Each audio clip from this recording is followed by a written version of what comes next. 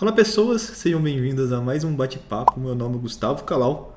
O convidado de hoje, galera, é o Rodrigo Albuquerque. Ele saiu do Brasil e hoje trabalha numa das maiores empresas de tecnologia do planeta. E como se não bastasse, ele trabalha com uma coisa muito nova em redes. E antes da gente começar aqui, dois recadinhos. O primeiro é que a gente vai ter a nova turma do meu treinamento CCNA em janeiro, na segunda semana de janeiro. Entre lá, gustavocalau.com.br. Esse é o jabá aqui do meu treinamento. E o segundo recado é que esse bate-papo também está disponível nas plataformas de streaming, como o Spotify e agregadores de podcast. Então vou deixar aqui o link na descrição do vídeo. Então roda a vinheta, bora pro bate-papo.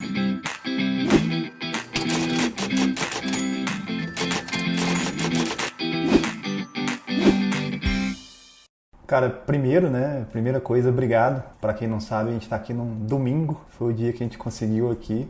Obrigado demais, Rodrigo, pela disponibilidade aí. Nada, prazer meu. Bom, primeira coisa, né? Sempre faço com o pessoal. Na verdade, a gente teve duas entrevistas aqui no canal. Uma foi com o Samuel e uma com o Marco, né? Você conhece o Marco, né? E a primeira coisa que eu faço é dar uma stalkeada lá no LinkedIn, né? Porque eu não conheço o pessoal, para ter alguma base para perguntar. E uma coisa legal, assim, que eu vi lá, que, cara, você é de João Pessoa, né? Do Nordeste ali. A gente que é aqui do Sudeste, né, cara, a gente não tem... A gente tá na nossa bolha aqui do Sudeste, a gente não tem ideia, assim, do quanto o Brasil é grande. E muita gente nem conhece o Nordeste do Brasil, né? O cara não vai lá e tal. E eu queria que você contasse um pouquinho, cara, da sua jornada, né? Porque é meio, pelo menos pra quem tá na bolha aqui do Sudeste, acha até meio diferente, né? Porque você sai de João Pessoa, né? É sol, mar, Nordeste e não sei se foi o primeiro que você foi Inglaterra ali, Reino Unido, né? E aí é basicamente chuva e frio, né, cara? Além de culturalmente, já é culturalmente diferente do Brasil. E do Nordeste eu acho que é bem diferente também, né? Eu também vivia na minha bolha, né? Eu quase não viajava para assim pelo Brasil, a não ser próximo de mim lá,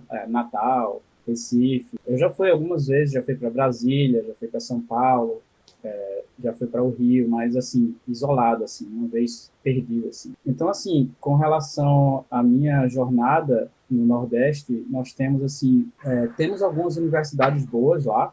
Tem duas universidades assim que são bem conceituadas. Tem uma universidade que é a UFPB e tem a outra que é chama-se Unip, que é como se fosse semelhante a uma PUC em termos de reputação. Eu, na verdade, eu sou de Recife, né? Me mudei para João Pessoa porque meus pais se mudaram para lá depois que se aposentaram e quando eu fui entrar na universidade, eu escolhi Ciências da Computação sem nem ter assim muita ideia do que eu queria fazer, né? Só porque eu gostava de computador. Essa é a verdade. E assim, na verdade, eu levei o curso assim, eu não levei muito a sério o curso nos primeiros assim, até a metade. Eu fiquei até em dúvida se eu queria, não quero computação. Aí depois que eu comecei a ter as aulas de redes, entrou um professor muito conceituado lá, Gerson Castro. Ele já era instrutor da Cisco antes e assistindo as aulas dele, vendo ele mexendo em roteador, ele colocando path tracer lá, eu fiquei assim bastante entusiasmado e comecei a estudar de verdade porque era uma coisa que eu gostava. E como eu gostava de redes e eu queria passar também no curso, essas coisas, eu comecei a estudar um pouco mais também as outras disciplinas. A minha história, assim, na área de redes começou ali,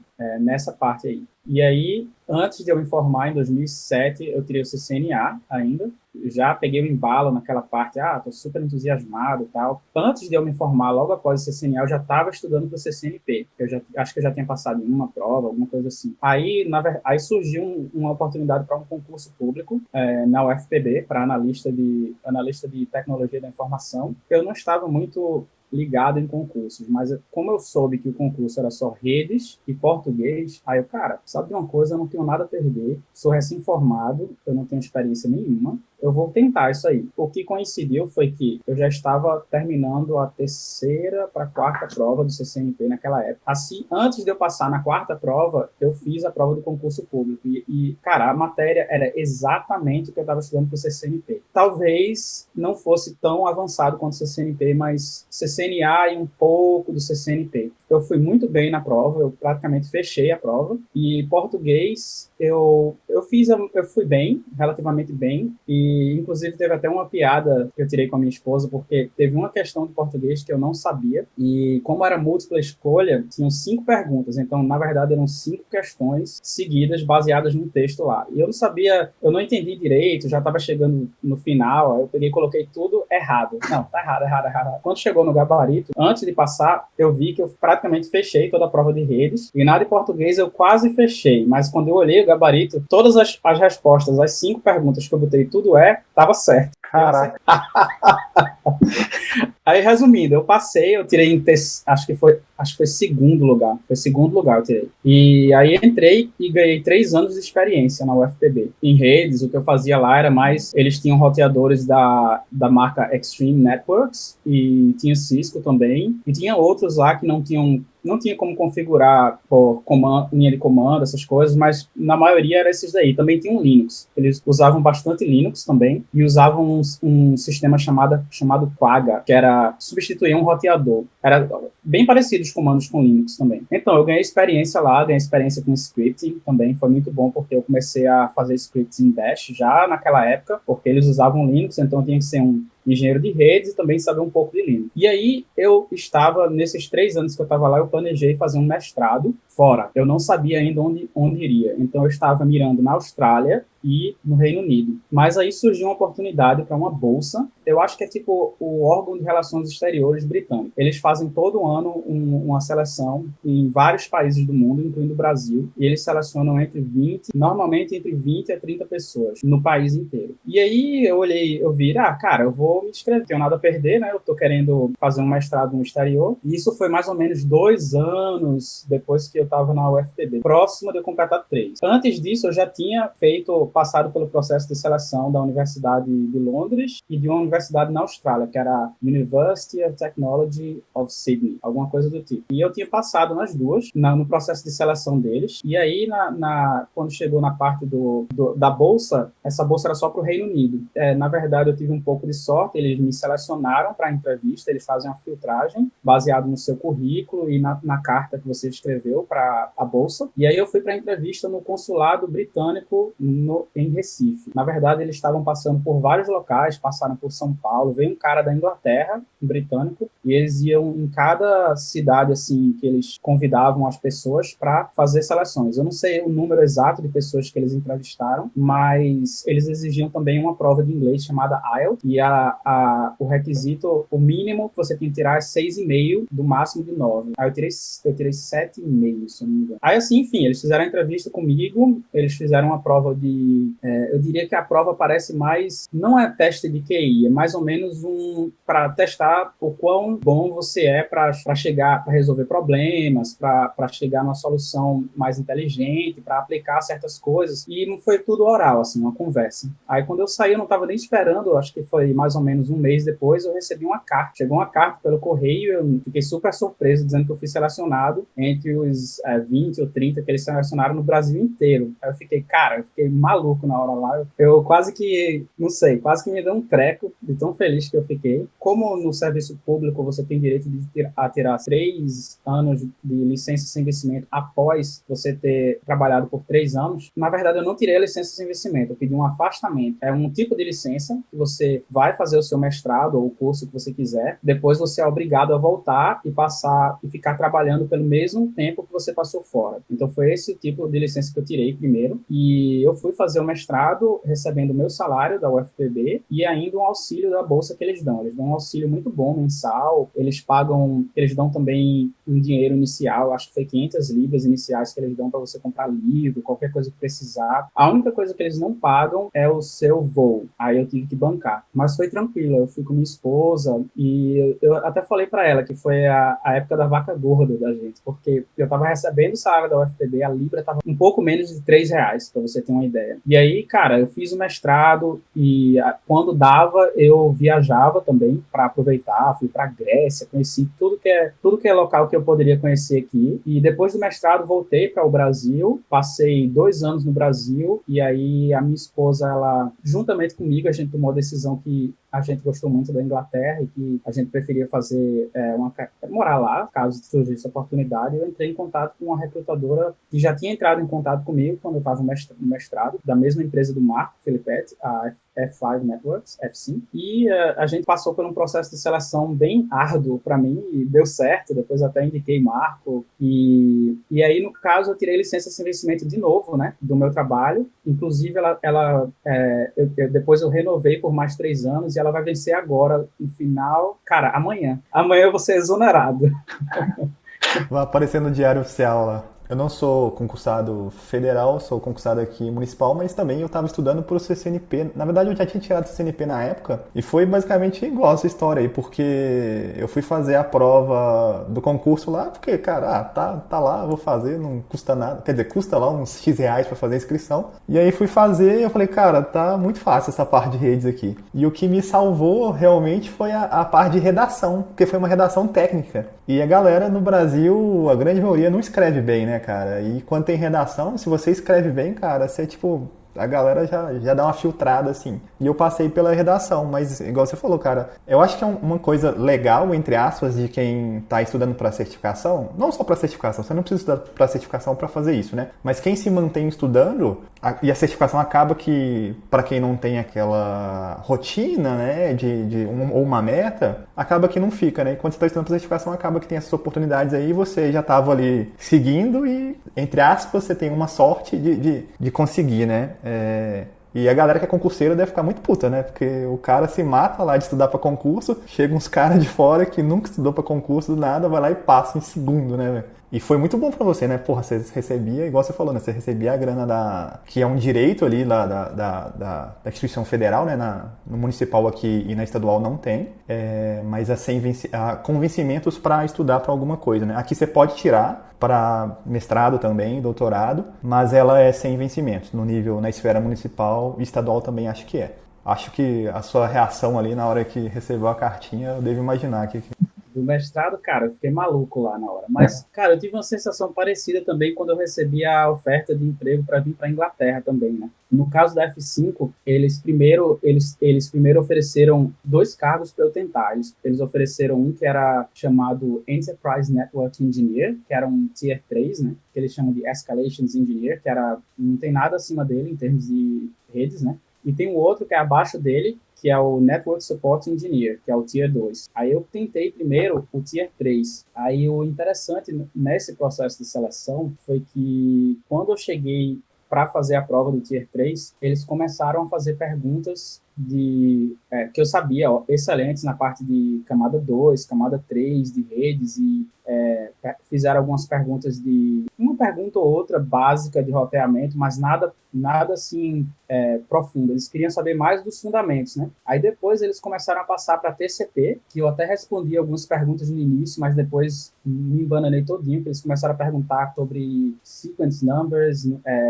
acknowledgement numbers. Eles começaram a perguntar sobre os cabeçalhos do TCP e como eles funcionavam. E aí, cara, eu não sabia, eu era um cara estritamente da Cisco, que sabia roteamento, essas coisas, sabia configuração e tal, e esses conceitos avançado, eu realmente não sabia. Depois eles perguntaram HTTP, alguns eu consegui responder, tipo que é o erro 404, essas coisas assim, mas aí novamente eles foram para perguntas mais avançadas e eu não consegui responder. Começaram a perguntar sobre caching, e coisas do tipo. Então, eu recebi um negativo para esse cargo, mas como eles gostaram da minha parte de redes, da parte da Cisco, que eu tinha um conhecimento bem profundo na época, eles me indicaram para o cargo mais baixo, anterior. Aí, o que foi que eu fiz? Eu já sabendo que o cargo era o mesmo, eu meio que tentei espaçar as entrevistas para ganhar mais tempo e comecei a estudar como se eu fosse fazer uma mesma entrevista para o cargo mais avançado. Cara, eu li um livro inteiro, é um livro só sobre fundamentos. Ele mostra nos Linux e eu li sobre tudo, sobre TCP, sobre UDP. Cara, eu passei uns quase 2 meses estudando isso para aprender tudo mesmo, assim, como funciona, como é o janelamento, tudo em detalhes. Aí depois, eu comecei para a entrevista desse do Tier 2, aí fiz as entrevistas, aí primeiro é um screening com o recrutador de 30 minutos, eles fazem perguntas básicas, igual a que eu fiz anterior, aí depois na segunda entrevista eles fazem uma entrevista técnica de 2 horas com um cara, um senior, uma pessoa que seja sênior da área, e aí eu fui muito bem nessa entrevista, diferente da outra anterior, e eu vi que eles perguntaram coisas parecidíssimas com a entrevista anterior, com TCP, essas coisas, mas não foram tão a fundo quanto a anterior. E aí o que foi que eles fizeram? Eles marcaram uma entrevista on-site, que era para eu vir presencial, né? E eles compraram a minha passagem para a Inglaterra, e eles disseram que eu poderia marcar entre 1 a 2 meses e poderia ser qualquer tempo que eu quisesse, assim, mas eles iriam pagar o hotel só até 3. Então eu marquei 1 mês e meio depois, para dar tempo de estudar. Novamente, comi o livro lá do TCP/IP, cara, fiz lab em casa, peguei o Wireshark. O Wireshark é muito importante, o Wireshark. Porque eu abri o GNS3, por exemplo, eu colocava 2 servidores de Linux, colocava um servidor web server do lado, um servidor web, e fazia assim, eu tentava fazer um HTTP GET, aí eu olhava a camada do TCP, tudo que estava acontecendo, HTTP, cara, estudei tudo isso, aí quando cheguei na on-site, eles me perguntaram, me bombardearam de coisa, de HTTP, DNS, redes também, redes nem se fala, perguntaram muito de redes, camada 3, perguntaram como era a fragmentação do IPv4, como era a fragmentação do IPv6. Cara, fizeram tudo que você imaginar. Muito difícil a entrevista. Inclusive, na época, eu até mandei uma mensagem de texto para minha esposa dizendo, cara, eu não vou passar nisso aqui. Porque teve várias que eles chegavam num ponto que eu dizia, cara, eu não sei. A partir daí eu não sei mais. Cara, eu cheguei no hotel da empresa, não deu 15 minutos, a recrutadora ligou dizendo que ia fazer uma oferta de emprego, porque tinha uma oferta para mim. Eu fiquei, como? Eu fui tão mal na entrevista. Ela disse, não é assim. Eu disse para ela, não, eu deixei de responder várias perguntas. Ela falou, não é assim. O jeito que a gente faz a gente vai a fundo em cada tópico para ver até onde você sabe, mas você não precisa saber a fundo todos os tópicos. Aí eu, entendi. Aí, cara, foi muito difícil. Eu passei 4 meses nisso aí, e aí depois dessa oferta foi aí que a gente se organizou, passou pelo processo de visto e tudo, e aí eu vim para o Reino Unido. Mas, cara, foi... E aí, depois disso aí, eu comecei a aprender, né? Comecei a fazer entrevistas também para outras empresas e comecei a aprender o que é que as empresas aqui, elas exigem com relação a assuntos. E eu percebi uma coisa muito interessante, assim como a F5, mas a maioria das empresas, assim, de médio porte e grande porte, elas focam no fundamento, ao invés de comandos. Por exemplo, cara, vamos dizer, você sabe configurar BGP, você faz o BGP voar, em qualquer dispositivo, tudo, mas ao invés de eles perguntarem qual comando para fazer isso, geralmente eles focam em cabeçalho, como o protocolo funciona, independente do vendor. Então eles podem perguntar, e o BGP, como é que funciona, como é que é as mensagens iniciais do BGP, aí você manda uma mensagem open, aí o outro responde, aí tudo aquele processo do cabeçalho. Então, essas empresas como Google, F5, Apple, Facebook, elas realmente focam nos fundamentos mesmo. E em redes, essas perguntas que eu te falei aí de TCP, elas são corriqueiras aqui nas entrevistas dessas empresas grandes. Inclusive, uma das perguntas que eu tive fizeram para mim, para eu vir para a Apple, na empresa que eu estou agora, foi o que é que acontece quando você está no seu computador e digita www.apple.com. Aí eles queriam que eu descrevesse tudo o que acontece desde o processo do DHCP, para o ARP, tudo, camada 2, 3, TCP, HTTP, cara, é mais ou menos assim. E se você for pensar, é uma pergunta que ela, entre aspas, ela pega ali um conteúdo básico, né? Porque se você pegar na faculdade, pegar, por exemplo, um curso tecnólogo de redes, isso aí o cara aprende lá no, segundo período ali. Só que a galera não dá devida importância porque o cara quer configurar equipamento, né? Ele acha que configurar equipamento vai ser a vida dele, né? Aí chega na parte de troubleshooting e o cara não consegue, porque o Samuel falou uma coisa muito interessante, o Samuel ele é professor, e ele falou uma coisa muito interessante que é o quanto a gente está ensinando as pessoas a pensarem, né? Porque se você for na onda do aluno, você só ensina tutorial, né? How to. e o quanto isso ensina o cara a pensar, né? E pegando o gancho aí também que você falou no livro do TCP/IP e mexer com Wireshark, eu vou deixar um link aqui também. Tem hoje em dia, né, já tem livros bem, entre aspas, mastigados aí do próprio Wireshark, né? Tem o Wireshark Academy lá, que eles, cara, os livros que você baixa, você pode, os livros não são baratos, mas enfim, você no livro, no guia, ele já tá num nível, o primeiro não era assim, o primeiro era mais genérico, o primeiro livro, os novos já tem desde o 101 ali, que é o início, e para cada explicação você pode baixar uma captura já feita de exemplo para você seguir ali e começar a entender. Então, para quem não manja de Wireshark, TCP e quer aprender e tal, e às vezes vai passar por... As entrevistas, pelo que você está falando, eu já passei por uma entrevista na Amazon para instrutor uma vez, eu não passei, não fui chamado, mas elas são bem parecidas, assim, o cara vai te espremendo, né, até para ver onde você vai. E, enfim, aqui a gente já conversei com outras pessoas que já passaram também por esse tipo de entrevista, e é bem parecido mesmo, o cara vai te espremendo para ver até onde você vai, e não necessariamente você foi mal, né, mas a sensação quando você sai é que você fala, cara, eu não sei nada, né, cara, porque o filho da mãe, o cara foi fazendo umas perguntas lá que, cara, os caras começam a perguntar de LSA de OSPF. O máximo que eu lembrava é LSA do tipo 3, aí o cara vai até o 7, eu falei, mano, nunca vou usar isso aqui na minha vida, cara. Só que é justamente, né, o cara acho que ele quer saber até o quanto você se comporta ali pra falar um troço que não sabe, né, então, enfim, né.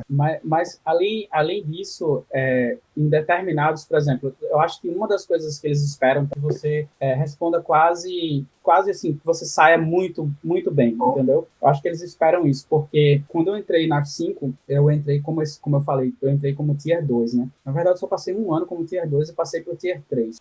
Uns 6 meses depois, eu fiz a entrevista que eles chamam de Dummy Interview, que é para ver onde você tá, e eles disseram, você só falta um pouquinho mais de conhecimento específico da F5, que era esperado, só fazia 6 meses que eu tava na F5. Aí eu foquei naquele ali, quando foi 3 meses depois, com 9 meses de cargo, eu fiz a entrevista real, passei e comecei no cargo da F5 Tier 3. E aí, quando eu entrei no Tier 3, foi que eu percebi, você realmente usa certas coisas. Por exemplo, eu recebi casos de troubleshooting que simplesmente a conexão estava... A única informação que eu tinha é que a conexão estava devagar, né? Aí eu, como é que eu vou resolver isso aqui? Aí tirou o Wireshark lá, a captura, né? Aí você vai vendo, aí você tem que olhar a camada de TCP, essas coisas. Outras coisas que eu vi lá foi que o BGP não estava funcionando. Teve uma lá, um dos tickets, né? Eu configurava corretamente o BGP, estava perfeitamente configurado correto, mas não, como é que você vai resolver isso se você não sabe o Wireshark? Então você tem que tirar a captura para você ir lá olhar para ver o que está acontecendo no cabeçalho. Aí foi assim que foi resolvido, né? Na verdade era um bug que tinha numa versão lá da F5, mas como você vai identificar que isso é um bug se você não consegue entender direito a captura do Wireshark? Você tem que entender o protocolo e analisar a captura, né? Não adianta também ser a captura do Wireshark vem um porrilhão de coisas, você lê que você não sabe nada, não adianta nada, né? Não sabe analisar aquilo ali. E os livros muito bons antigamente era da Laura, ela acho que até implementa ali, ela é uma das desenvolvedoras do Wireshark ali, e ela que fundou a Wireshark Academy ali. Tem certificações da Wireshark hoje em dia, né? Não sei se são boas, mas os livros são muito bons, quem quiser. São caros, né, porque não tem aqui no Brasil, mas os e-books também são caros também. No livro lá que eu sempre cito ele aqui, Network Performance alguma coisa, vou colocar o link aqui de novo, na introdução do livro, o cara fala assim, cara, na hora que os problemas reais aparecem, o cara que tem o fundamento é o que resolve. Não é o cara que não tem a base, entendeu? Tá correto mesmo isso aí. Isso aí eu percebi na prática mesmo que... Mas assim, depois que eu entrei na F5, os fundamentos de protocolos que eu me aprofundei, que eu não sabia tanto assim, eu me aprofundei lá e cara, sou grato até hoje. Eu me aprofundei bastante em BGP, TCP, a camada 4, né?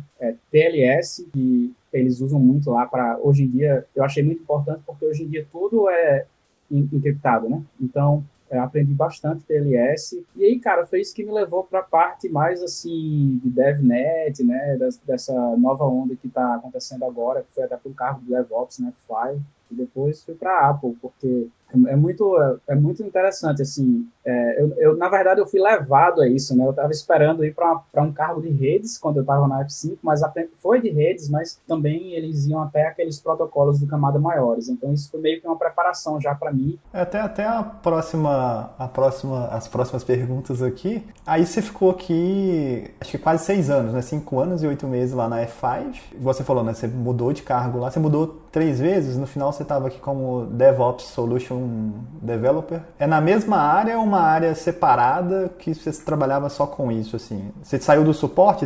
Eu estava na área, o meu primeiro cargo era estritamente de suporte, era aquele cargo que você praticamente só resolvia chamados, por exemplo. E o segundo cargo era meio que híbrido. Ele tinha a parte de suporte, mas eles chamavam de departamento de engenharia, porque a gente, além da parte de suporte, a gente também dava um suporte, ajudava o pessoal os desenvolvedores a encontrar bugs, aquela coisa eu achei esse bug aqui no BGP, captura aqui, então vamos lá consertar isso. Então, eles eram também chamados de parte de engenharia, e também tinha uma parte de consultoria, porque os consultores, às vezes, quando eles também entravam em contato com a gente para ajudar com alguns clientes, principalmente clientes assim envolvia assim, milhões de dólares, essas coisas que eles eram um pouco mais preocupados, eles queriam ter uma pessoa que fosse mais confortável em determinado assunto. E no meu caso, quando eu tinha assim alguma coisa de BGP,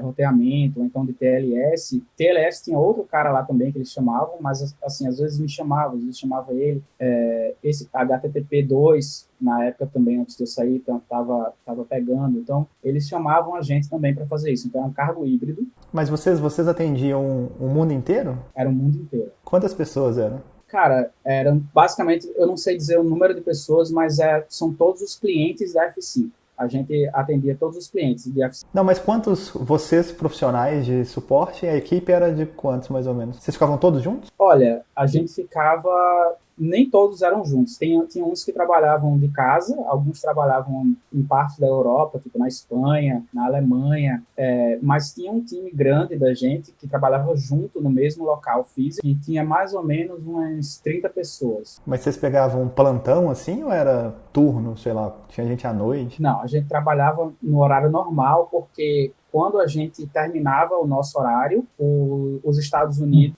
o pessoal dos Estados Unidos, eles começavam, tinha um plantão de 24 horas, mas era regional. Antes da gente, tinha o pessoal que eles chamam do APAC, que é da Ásia e Pacífico. Então, eles estavam no plantão, depois que os Estados Unidos saem, entra eles, aí depois que entram eles, entra a gente da Europa. Aí era assim. Aí depois desse cargo de suporte, no cargo de suporte, como eu estava falando, esse cargo de suporte era tão complexo para mim, né, que chegou a um ponto que os clientes da F5, eles tinham topologias tão complexas e grandes que eu era aqui obrigado a usar script. Aí eu tive que aprender Python, tive que aprender a usar Bash em algumas coisas.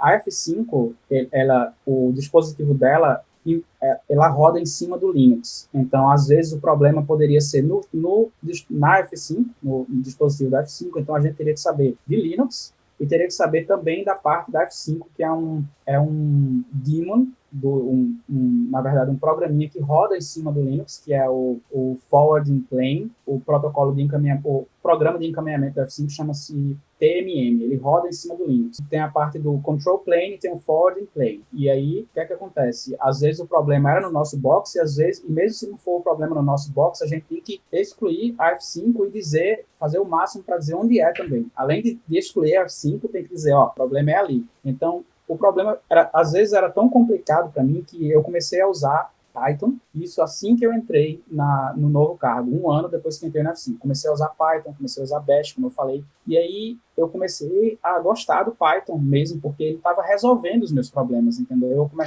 Mas os seus colegas de trabalho, eles já usavam e você viu, ou você, por iniciativa própria, começou a usar? Os meus colegas de trabalho, eles já usavam, mas eles usavam, assim, nem todos tinham um nível avançado, digamos, mas eles tinham um nível suficiente para, por exemplo, rodar scripts assim em Bash para coletar as informações que eles queriam. Mas todos eles usavam isso, porque não tinha como. Os clientes da gente era Vodafone, que é assim, provedor de serviço, que tinham centenas de equipamentos da gente rodando lá, então é muito difícil você sair de um por um equipamento, alguma coisa para resolver essas coisas. Então, mas eles te davam um tempo para estudar isso, assim, no meio, ou era, tipo, na correria ali, o cliente em cima e se fazendo o troço para nem saber se vai funcionar? não. O que acontece é assim, o cliente abre o chamado com o Tier 2, aí o Tier 2 tenta resolver. O Tier 2 não consegue, ele passa para o Tier 3. Então, ele já passa determinadas informações. A gente já teria informações do que estava acontecendo, mais ou menos, da tentativa do Tier 2. Só que, com relação a gente, respondendo a sua pergunta, a gente tinha duas opções. Uma, ele passa os dados para a gente e a gente analisa offline.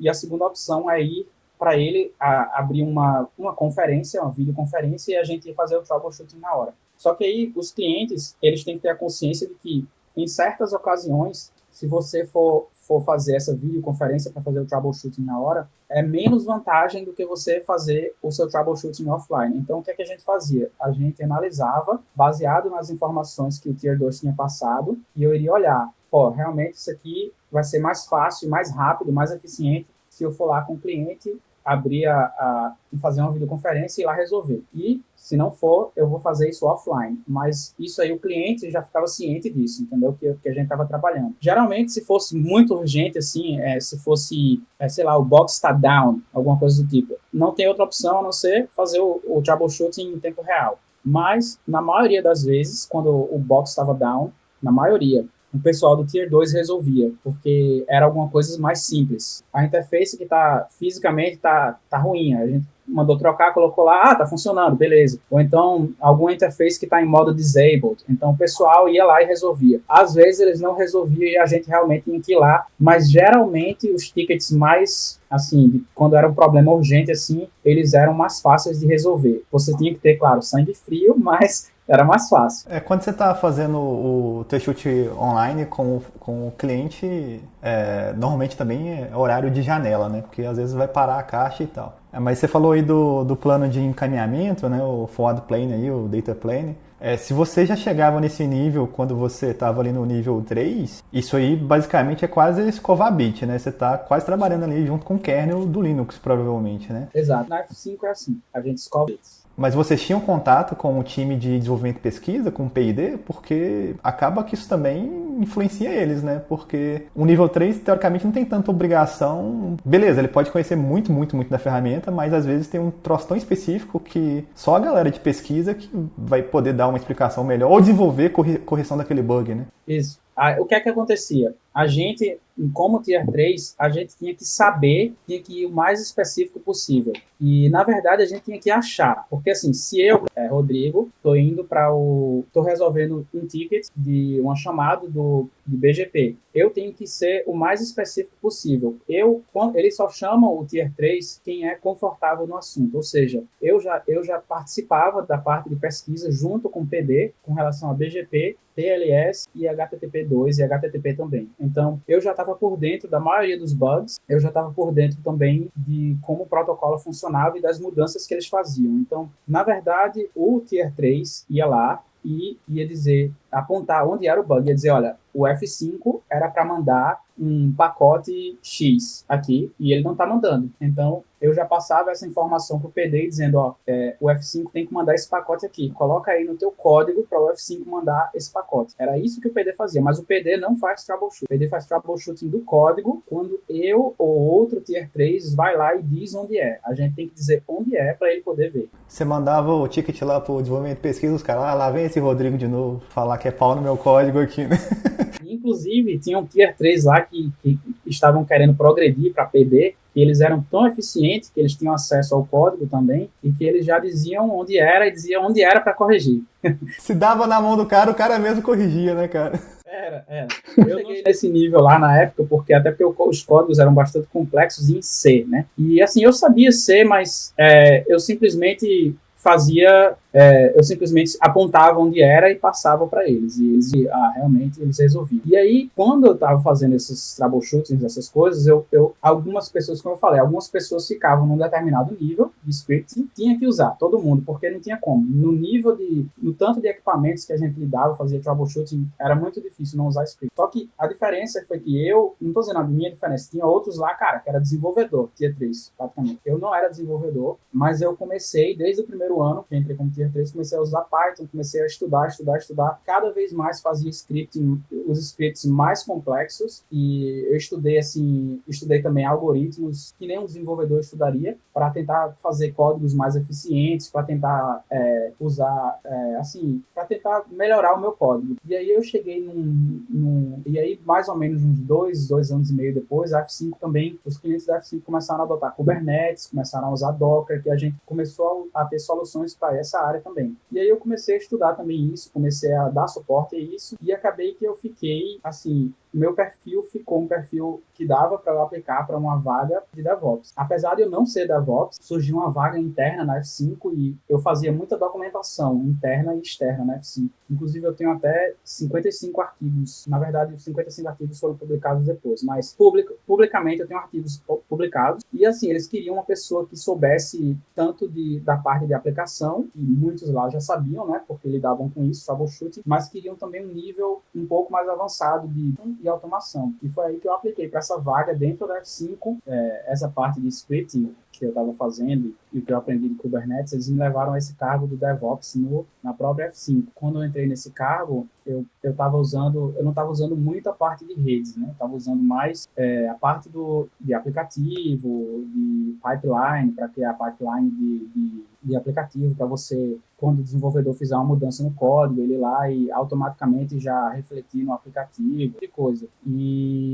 Mas assim, eu ajudei muitos clientes nessa parte de Kubernetes, essas coisas, e Ansible, publiquei artigos nesse cargo de DevOps da F5, e aí eu estava, como eu sou um cara de redes, né, eu estava pensando que o próximo cargo que eu gostaria de ir seria um cargo que eu usasse tanto a parte de redes, que eu sempre fui um engenheiro de redes, como essa parte de programação e DevOps. Foi aí que surgiu a oportunidade na Apple desse cargo aí, que era um cargo que eles chamam de Site Reliability Engineer, que é da parte só que para o time de infraestrutura. Então, eu ia lidar tudo com essa parte de inovação, essa parte de DevNet aí, que tá bem popular agora na parte. Mas você estava tipo, panfletando assim? Você estava procurando vaga ou a Apple surgiu lá e você, vou tentar a entrevista aqui? Eu sempre fui uma pessoa que fica observando as vagas para ver se tem alguma oportunidade melhor para mim, independente de eu estar adorando o meu emprego ou não. Só que, nesse caso, na Apple, eu já tinha tentado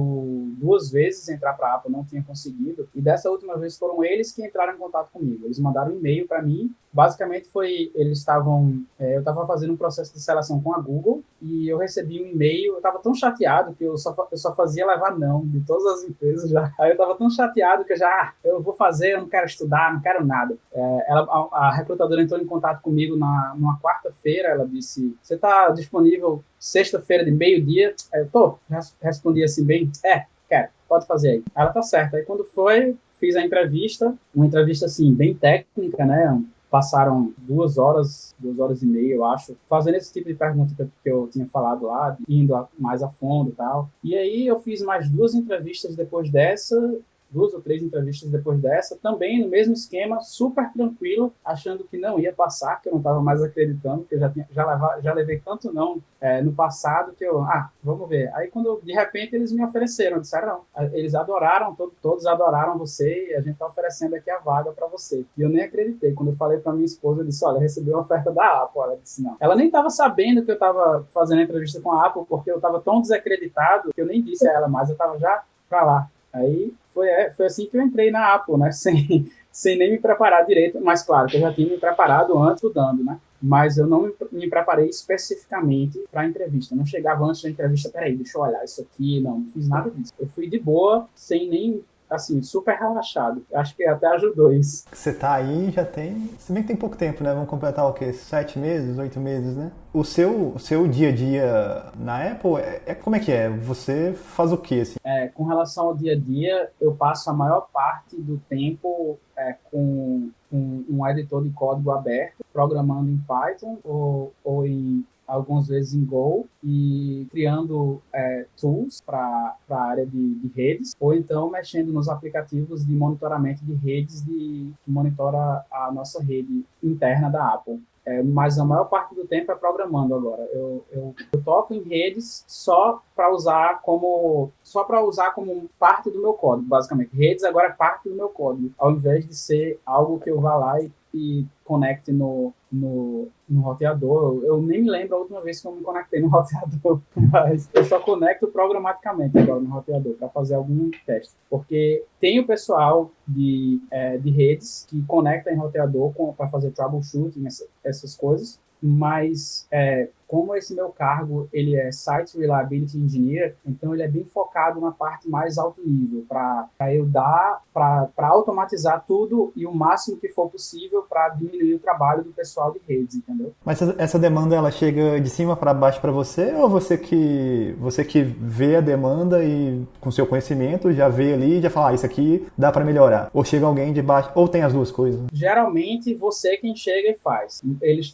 são super flexíveis para você fazer do seu jeito. Eles te contratam num perfil de que você tem a atitude para ir lá e melhorar. Então, na maior parte, eu diria que 90% das vezes, você é quem vai lá e vai mexer. Mas algumas vezes eles pedem para você fazer certas coisas, entendeu? Mas a maior parte dos meus projetos, principalmente os projetos maiores, foram iniciativas minhas, juntamente com meus colegas, entendeu? A rede de vocês, ela é sempre o WAN que você trabalha ou o data center? É data center. O que é que acontece? A gente tem times tanto de SREs como de engenheiros de redes, e tem um time de backbone, que é o pessoal que lidar com essa parte de WAN, e tem um time de enterprise, que é o meu time, que ele lidar com a região específica. O meu time é a parte de enterprise da Europa.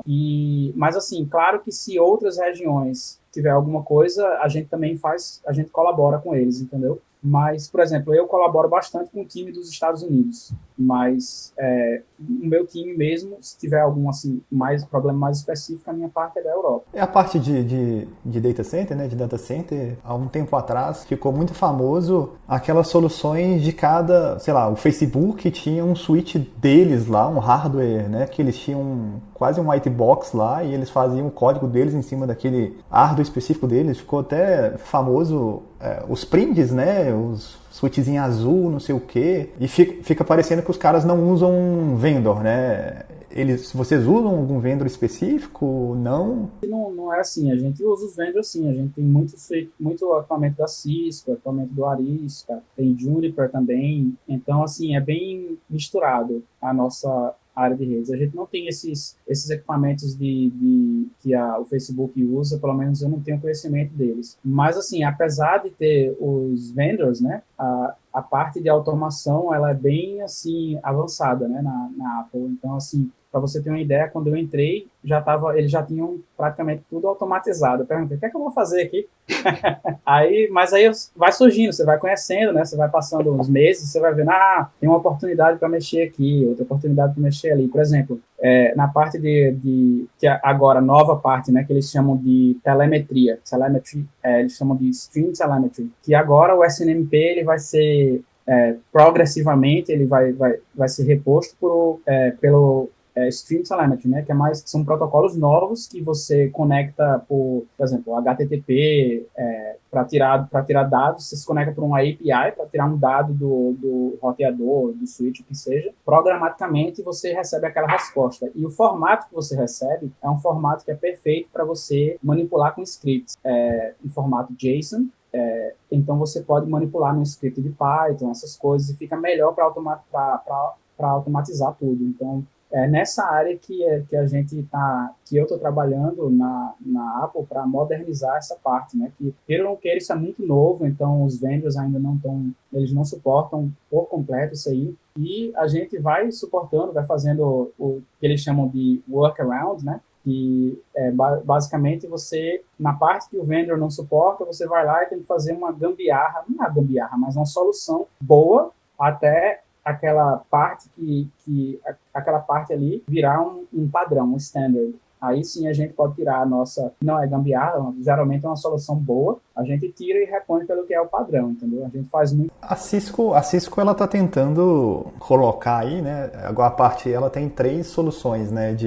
Com controller, tem uma para Access, né? Que é o SDA, tem uma que é para WAN, que é o SD-WAN, e tem uma para Data Center que é o ACI, né, que ela tem ali os switches 9K que funciona com Spine Leaf, mas é bem proprietário, né, porque se você tem uma rede Spine Leaf Cisco ali e a controladora ACI é só Cisco, né, não tem como eu comprar um switch, sei lá, HP e colocar numa rede Spine Leaf Cisco, né. Vocês usam soluções proprietárias aí também ou não? Não, não. A gente, assim, nós usamos, como eu falei, a gente usa os vendors, né? Mas nessa parte de, por exemplo, centralizar a administração, monitoramento, a gente desenvolve a nossa própria solução. A gente quem faz os códigos, assim, de tudo. Tudo da parte de monitoramento, da parte por exemplo, para você saber como reagir. Sim, a gente tem uma parte também que se chama de auto-troubleshooting, né? Que, na verdade,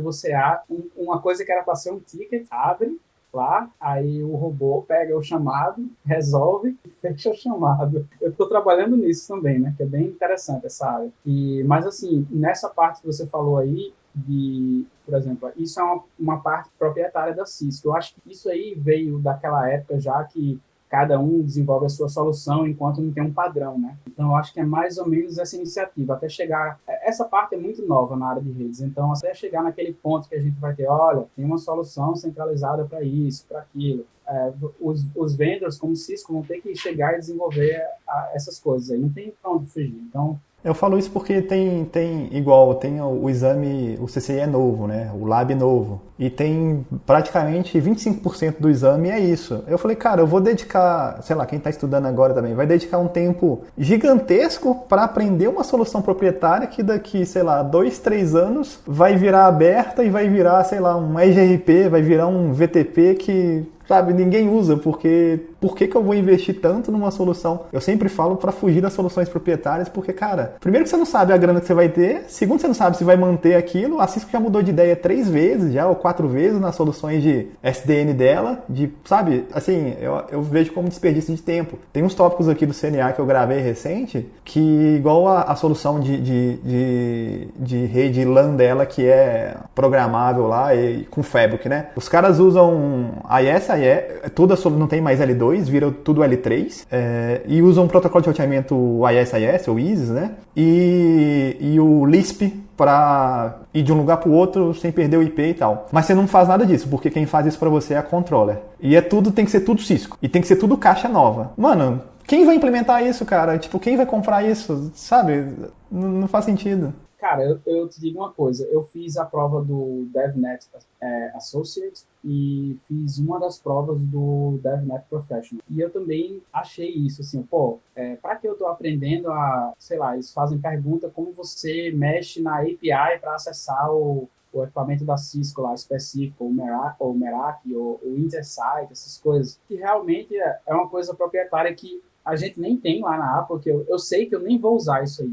Mas, assim, talvez isso mude, não sei, a Cisco venha mudar isso no futuro, mas, assim, para o pessoal que não é muito confortável com essa área de API, essas coisas, eu diria que não é um total desperdício aprender sobre API. Seria mais ou menos assim, você pode pensar desse jeito. Eu estou aprendendo uma coisa proprietária da Cisco, mas eu estou aprendendo, na verdade, como mexer, como interagir com APIs, por exemplo. Então, quando surgir uma solução open source, que você...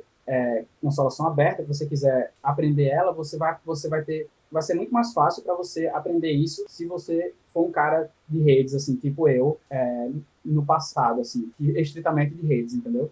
Eu vejo dessa forma, mas também, no meu caso, que eu já era confortável com API, que eu tive que estudar essas APIs para acessar o Merak, essas coisas, eu olhei assim, pô, velho, para que eu tô aprendendo isso? Eu já sei mexer em API, entendeu? Então foi meio, eu tive realmente isso, porque isso tudo pode mudar, assim, talvez aí o conhecimento de API não, mas assim, se for um cara novo, talvez dê para aproveitar um pouco. Mas assim, é tudo novo, esses exames são novos, o exame da Cisco é super novo, tá é o 1.0, quando eu fiz recentemente, então isso tudo acho que vai mudar. Essa é uma área super nova. Assim como existe a de Wi-Fi, né, que é aquele aberto, o WCNP lá, eu acho que vai existir algum órgão aí que vai ter uma DevNet para rede bem amplo assim, mas bem aberto, sabe? Em vez de focar em soluções específicas, vai ser genérica e vai ser o padrão da indústria, sabe? Porque para eu não ter que fazer uma prova da Cisco, eu não ter que fazer uma prova da Juniper, eu não ter que fazer uma prova da HP. Porque se eu aprender aquela teoria ali toda, independente do fabricante, eu vou conseguir implementar, né? E já tem, na verdade, já tem um órgão chamado OpenConfig, openconfig.net. Se você entrar nele, ele é um órgão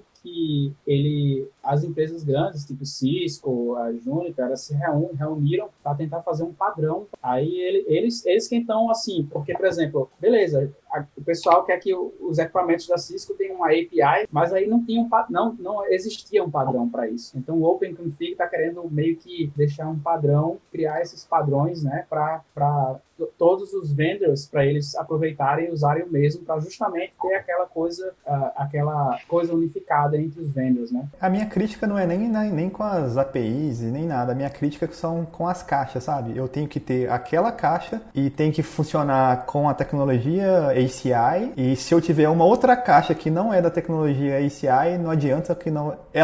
no CCNA, no tópico lá, eles chamam essa implementação de Greenfield, que é você comprar tudo novo, é uma palavra bonita para você comprar caixa nova. Aí tem lá Brownfield, que é você... Aí ele já coloca assim, cara, se você usar Brownfield, que talvez não funcione porque não sei o que, e você não vai poder usar a controller, que faz tudo para você magicamente, porque a gente não garante que vai funcionar. Então você vai ter que implementar o seu ISIS, você vai ter que implementar o seu Lisp. Eu falei, mano, os caras são foda, velho. Ou você compra novo e funciona, ou você não compra enfim. Eu entendo que é novo e tal, mas se eu fosse o cara que compra, o orçamento tivesse na minha mão, eu não gastaria grana com isso agora. Eu esperaria. Vai mudar, isso não faz sentido, né? Outra coisa é que você ficaria amarrado àquele fabricante para sempre, né? Desde o suporte até renovar as caixas, enfim. Isso é herança, né? Da época.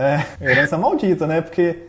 Juniper, todos isolados. E eu trabalho, você também já trabalhou, eu trabalho em empresa pública. Cara, é impossível você comprar isso. Se você for louco, cara, se você não tiver responsabilidade. Porque como é que você vai manter isso? É verdade. Falando nesse tópico aqui, né? Pra mim, que tô de fora aqui, que não trabalho com isso diretamente, né? Tô começando agora. Igual você falou, é tudo muito novo, né? E é com relação ao profissional, né? Não existe profissional com experiência nessa área, né? Raramente você já trabalhava com isso já há um tempo, mas não, assim... Acho que você nem pensava em ser um profissional depois, né? Que você falou, agora eu quero mexer com isso e tal. Mas deve ser até difícil um recrutador arranjar um cara desse no mundo, né? É difícil. E, inclusive, foi sem querer que eu fui bater nessa área. Como eu te falei, eu tava na F5, eles já usavam, a gente tinha que fazer o troubleshooting dessa área de aplicação, TLS, não sei o quê. Então, eu fui levado a isso, mas eu não sabia que eu iria passar para essa área. Aí, só depois que eu tive a ideia, tem essa vaga aí na Apple, então eu quero fazer isso, já que eu tenho networking e a parte de DevOps. Eu acho que o perfil do cara de redes, igual você falou lá no início, é o cara que normalmente ele não gosta tanto de programação.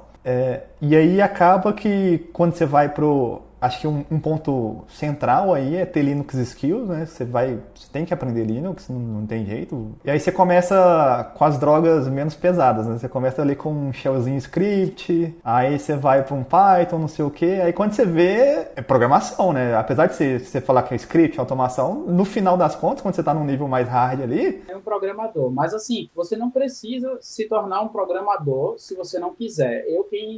No DevNet, só te interrompendo de novo, no DevNet eles falam, tem um cursinho gratuito lá na Cisco lá, eles falam assim, cara, a Cisco não quer, você não vai ser um desenvolvedor de app de celular, tá ligado? Você vai mexer com a parte que você gosta, mas gosta de fazer indiretamente, né? Você não vai entrar lá, dar um SSH no equipamento e dar um showrun lá. Isso vai deixar de existir, né? Raramente, num backbone, você ainda vai precisar fazer isso, porque acho que a última parte de automação quase impossível aí, internet, BGP e tal. Mas no resto, vai chegar um tempo que a sua interação vai ser basicamente através dessas ferramentas, né? E você lapidando ali. Hoje em dia, a galera que tá no início aí tá tendo que inventar a roda, né? Praticamente, né? Mas vai chegar um ponto que você vai ter muita biblioteca e muita coisa pronta, né? Muito código já pronto, você vai basicamente adaptar, né?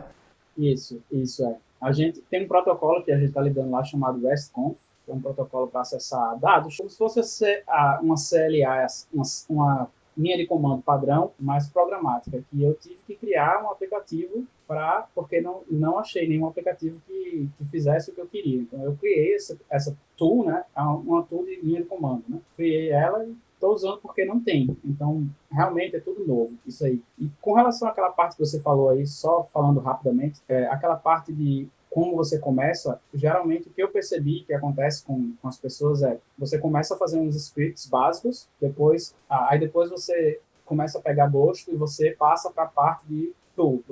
Eu não estou satisfeito mais com o script, eu quero criar um aplicativozinho básico de linha de comando. Aí você começa a criar. Aí depois você eu quero rodar isso aí numa VM, mas a nova VM agora é Docker, né? Aí o pessoal agora não. Então eu quero aprender um pouco de Docker para ser mais fácil para rodar isso, porque eu quero rodar no Kubernetes.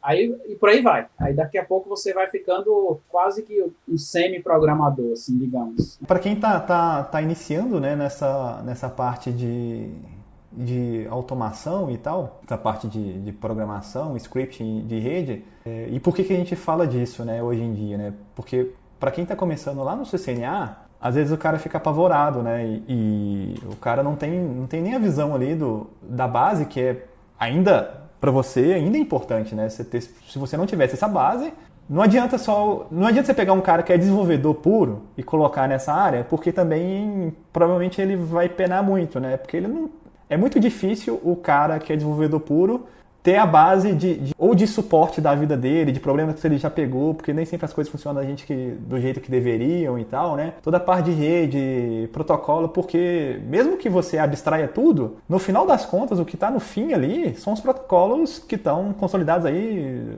desde, sei lá, 30, 40 anos atrás, né? TCP, o DP, o L2 você não tá vendo funcionar ali, mas ele tá funcionando do mesmo jeito, né? Frame ali do mesmo jeito, você tá abstraindo tudo, mas tá assim. E se o cara não tem essa base, essa vivência, o que eu tô querendo dizer, não adianta você pegar um cara que é desenvolvedor de Java e colocar ele nessa área. Assim como vai ser quase impossível você pegar você e colocar para desenvolver o aplicativo, sei lá, do Candy Crush puro lá, né? São áreas diferentes, né? O que eu tô querendo dizer, cara, você ainda precisa da base. Não adianta você... Tanto é que no livro lá do DevNet, eu até comprei ele, o Association lá, o Devask lá, tem a parte de rede no final, né? Você tem que aprender rede também, né? Pra quem quer seguir nessa área, né? E, enfim, né, galera? O que eu quero dizer, cara, não sofra por enquanto se você tá iniciando na área. Não sofra antecipadamente achando que você vai ter que ser um desenvolvedor ou que rede não precisa mais, né? Você vai precisar dessa área, você precisa ter você precisa ter sua base consolidada. E pegando aqui um ponto que a Cisco coloca como... Eu tô falando Cisco porque é o canal aqui, tem mais coisa de Cisco, né? Mas enfim, né? Eles falam o seguinte, né? Que no time de TAC dele, que é o suporte da Cisco, né? Eles fizeram uma pesquisa lá e falou que 70% dos tickets que eles recebem são problemas de configurações de forma incorreta. E 95% dos clientes... Isso eu estou falando 2020, 95% dos clientes da Cisco ainda utilizam o deployment de configuração de forma manual em cada caixa. O que eu estou querendo dizer, cara, tem uma área gigantesca para crescer ainda, vão precisar de profissionais ainda, né?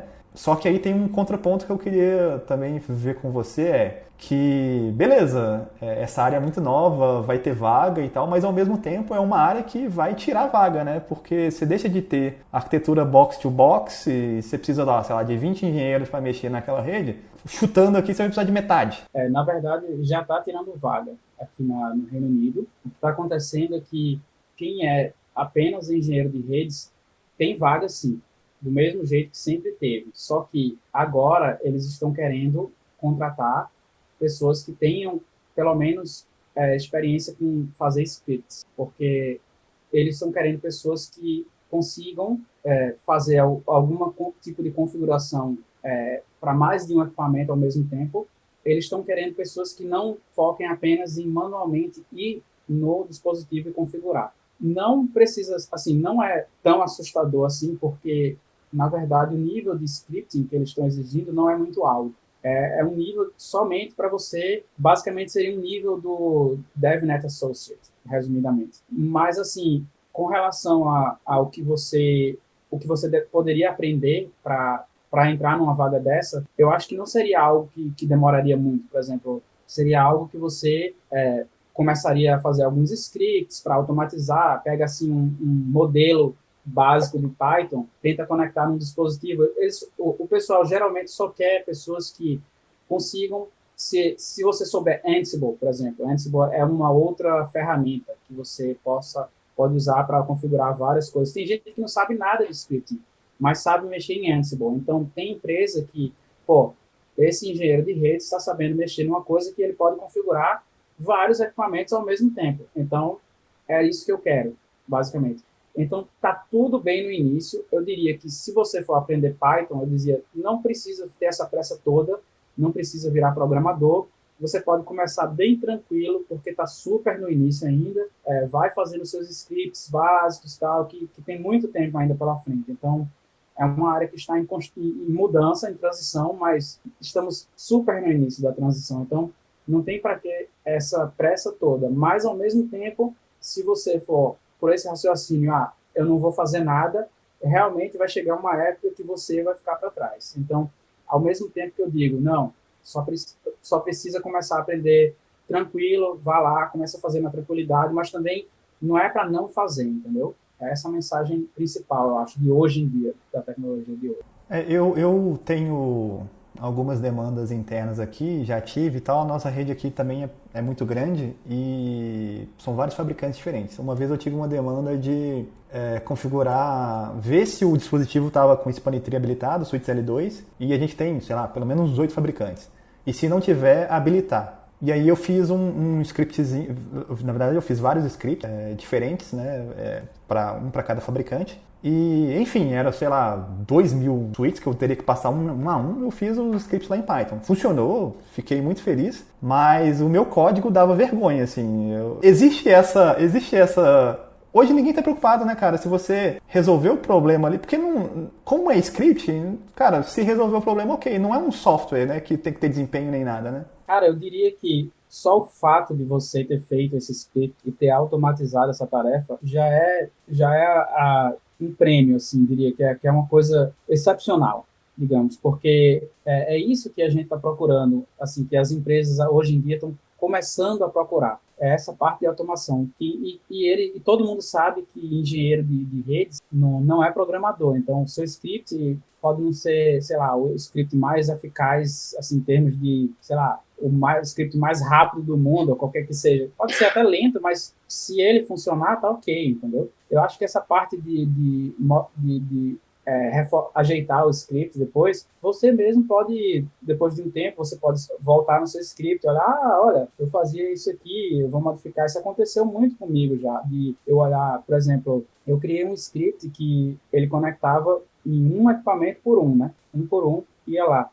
E configurava, e funcionou. E teve uma vez que eu precisei conectar acho que foram 30 equipamentos, e ele demorou 15 minutos para fazer a configuração. E, cara, ele fez sozinho, eu não fiz nada. Então, por mais que demorasse 15 ou 30 minutos, eu estava fazendo outra coisa, então não interessa muito. Mas aí depois eu voltei nesse script e olhei, como é que eu faço para fazer com que esse script conecte ao mesmo tempo os 30 dispositivos, ou sei lá, 40, ou o que seja, porque eu possa configurar manualmente o número de, sei lá, trabalhadores, conexões para sair do meu box. Então eu peguei esse script, modifiquei e consegui fazer com que ele se conectasse ao mesmo tempo. E aí ele conectou em 30 dispositivos em 3 segundos e terminou. Mas isso aí, assim, para a gente, na verdade, nem interessa muito, assim, porque ele resolve o problema de todo jeito, mas é algo que a gente pode voltar lá depois e ajeitar, entendeu? Então, eu diria que a maior recompensa é você ter feito o script e ter funcionado. É isso aí que hoje em dia as pessoas que querem entrar nessa parte de DevNet, elas precisam ter essa mentalidade de, eu vou automatizar, porque hoje em dia não tem empresa nenhuma, pelo menos que eu conheço aqui no Reino Unido, que tenha muitos equipamentos que ela vai querer contratar um cara para entrar de um por um deles para fazer a mesma coisa. Elas vão querer um cara que chegue lá, pegue um Ansible da vida, mesmo que você não saiba nada de Python, você pega um Ansiblezinho da vida, faz o seu playbookzinho lá, diz, esses daqui são os meus dispositivos, eu quero que você mande esse comando aqui para todos eles. Pronto, se você fizer isso aí, você está dentro daquela expectativa que os empregadores hoje em dia, eles estão pedindo. E como eu mexo com muita caixa antiga, né, acaba que você dá uma sofrida porque a interação é toda via CLI, basicamente, né? E o dado volta sem estrutura nenhuma, né? É um dado texto puro, você tem que fazer expressão regular, né? Alguma coisa para pegar aquilo que você quer às vezes. Expressão regular também é outro mundo, né? Muito legal também.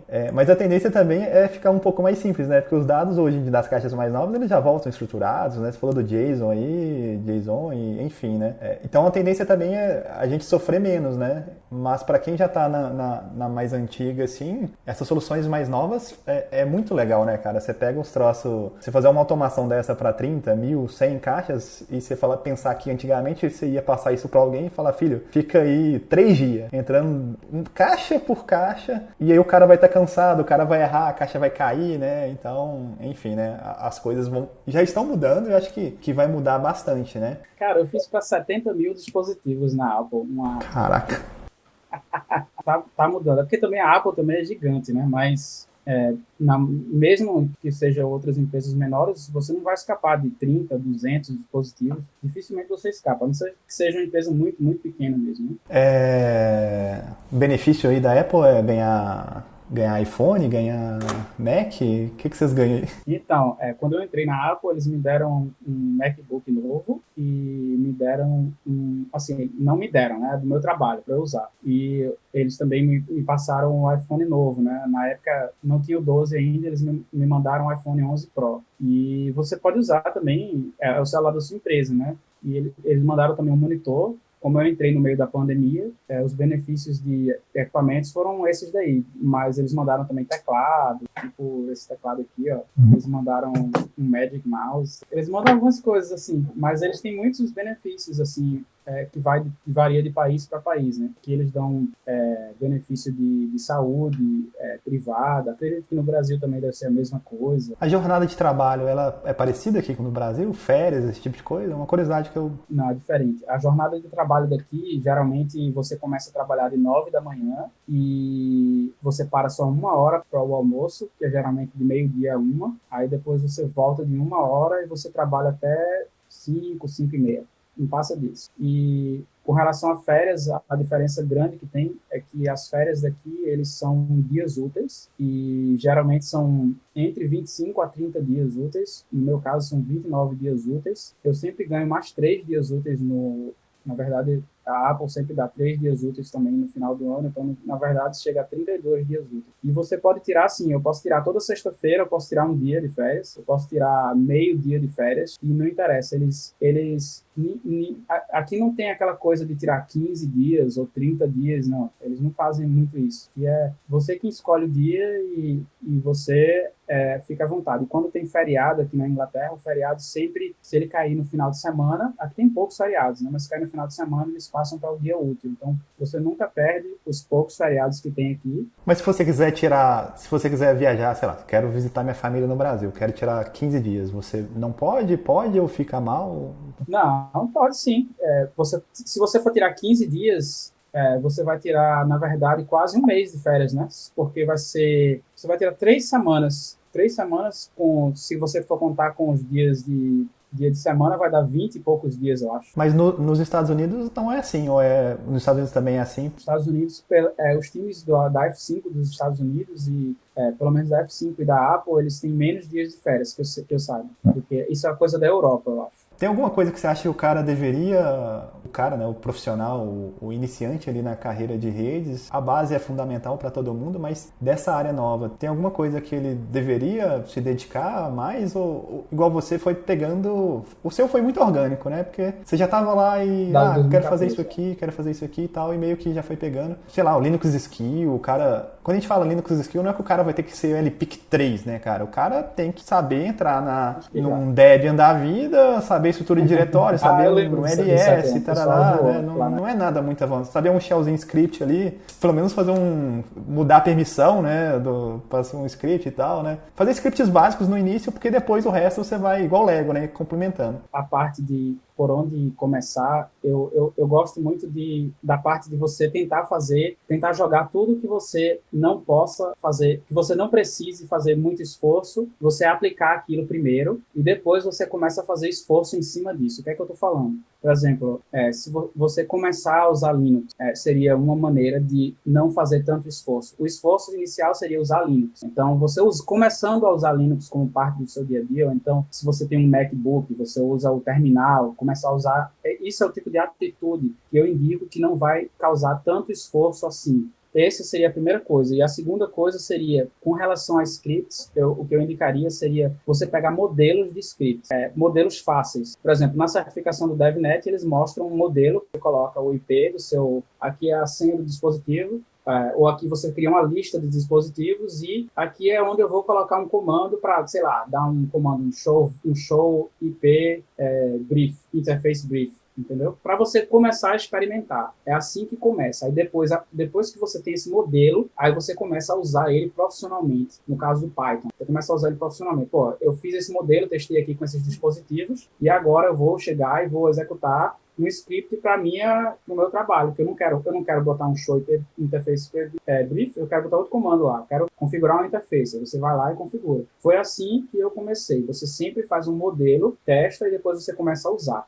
Porque se você for estudar por estudar, e você não começar a usar isso, você vai esquecer. Então, a minha dica é comece a usar as coisas e também colocar em prática o que você quer fixar. Igual, fui pesquisar lá para fazer esses scriptzinhos lá que eu fiz, né, e tal, e eu sempre fui meio assim, isso aqui não... Eu procurava, pegava um pedaço, isso aqui não serve para mim e tal, e não tem... É até difícil você achar conteúdo, né, cara, tipo, de exemplos, eu acho que eu nunca vi, assim, porque esse é um troço tão novo, né, eu não vejo ninguém fazendo, gerando um conteúdo assim. Você fica quase minerando ali, né, cara? Você vai num lugar, vai no outro, pega um pedaço, não funciona, vai comentário, vai fórum e tal. E tem que ter paciência, né? Porque se você tá no início, se você não tem um background grande ali e nunca fez um script, as coisas não vão funcionar de primeira, né? Você vai ter que ter paciência. Hoje em dia a gente tem um benefício muito grande, que é poder, para quem tá em rede, né, poder usar ferramentas de emulação, igual o Eevee, né? Você sobe um Linux lá, coloca a topologia lá e começa a brincar. Às vezes eu posto um vídeo aqui no canal e posto, sei lá,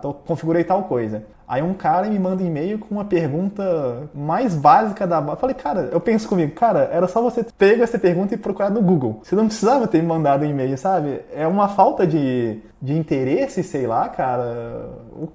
Parece que tem gente que não tem a vontade de buscar, né, um negócio mais a fundo. E tem que ter, né? Se você quiser... Para área de redes, às vezes o cara configura as caixas ali e tal, ele vai levando a vida dele, mas para essa área de... Você começa a fazer script ou mexer com código, cara, eu acho que eu nunca fiz um script que funcionou de primeira ou um código que funcionou de primeira, né, cara? Tipo, muito difícil, né, cara? Nem eu.